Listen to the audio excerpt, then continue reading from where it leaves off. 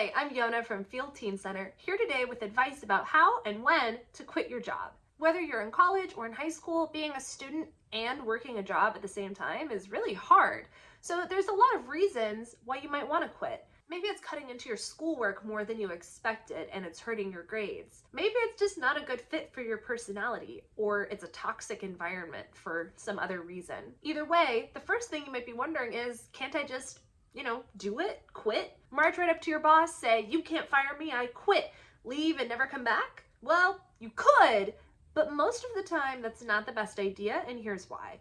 First of all, if you think you might ever want that job again, whether it's next summer or after you graduate, you want to make sure you leave things on good terms. Similarly, if you ever want them to write you a recommendation letter for another job you might want, saying that you were a hard worker and you did all the things that were expected of you, you also want to end things on good terms. If you quit abruptly without giving notice, there's also a chance you won't get your last paycheck. For the most part, the only times you would just leave and never come back, quit without giving any notice, is if your employer really seriously wronged you, such as by withholding pay or failing to address some kind of harassment situation, something bad. For all other situations, the generally accepted polite thing to do is to give 2 weeks notice.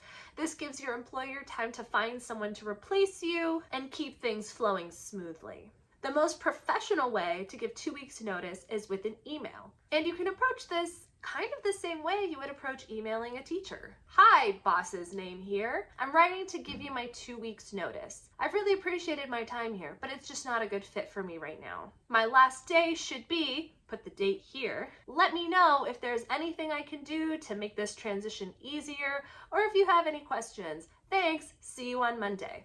Just as an example. Now, there might be some situations where you don't have your boss's email. Some workplaces are really informal, so you might only have their phone number or just talk to them in person when you're both at work. If you don't have your boss's email, you can get in touch with them in whatever way you would normally get in touch with them.